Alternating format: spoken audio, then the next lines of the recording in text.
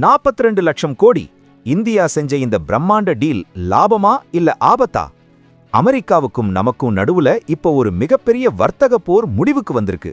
ஆனா இதுல ஒளிஞ்சிருக்கிற ஒரு செக்கு பத்தி யாருமே பேசல. முழுசா கேளுங்க. கடந்த வாரம் டொனால்ட் ட்ரம்ப் இந்திய பொருட்கள் மேல இருந்த டாரிஃபை 50% 18% குறைச்சாரு. இது நம்ம ஊர் ஐடி கம்பெனிக்கும் ஏற்றுமதி பண்றவங்களுக்கும் ஒரு பெரிய ரிலீஃப். ஆனா இதுக்கு பதிலா இந்தியா ஒரு மெகா பிளான் போட்டிருக்கு. அடுத்த 5 வருஷத்துல $500 பில்லியன் மதிப்புள்ள அமெரிக்க பொருட்களை நாம வாங்கணுமா? வருஷத்துக்கு $100 பில்லியன். அதாவது இப்போ நாம வாங்கறதை விட 2 மடங்கு அதிகமா வாங்கணும். இது சாத்தியமான எக்கனாமிஸ்ட்ஸ் எல்லாம் தலைய பிச்சுக்கிறாங்க. ஏன்னா இதனால நம்ம நாட்டோட பண மதிப்பு குறைய வாய்ப்பு இருக்கு. சென்னை போர்ட் வழியா வர்ற இம்போர்ட்ஸ் அதிகமானா லோக்கல் மார்க்கெட் என்ன ஆகும்?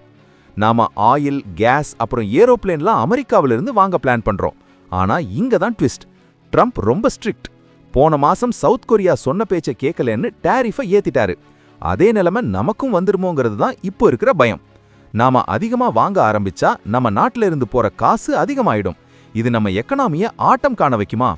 நம்ம எக்ஸ்போர்ட்ஸை காப்பாத்த நாம போடுற இந்த டீல் பின்னாடி நமக்கே வினையா முடிய வாய்ப்பு இருக்கு. இது ஒரு மாஸ்டர் ஸ்ட்ரோக்கா இல்ல அமெரிக்காவுக்கு நாம அடிபணிகிறோமான்னு பொறுத்திருந்து தான் பார்க்கணும். நீங்க என்ன நினைக்கிறீங்க? இந்த $500 பில்லியன் டீல் இந்தியாவுக்கு தேவையா இல்லையா? உங்க கருத்தை கமெண்ட்ல சொல்லுங்க. பிடிச்சிருந்தா ஷேர் பண்ணுங்க. மறக்காம சப்ஸ்கிரைப் பண்ணிடுங்க. ஏன்னா இது வெறும் 42 லட்சம் கோடி விஷயம் மட்டும் இல்ல.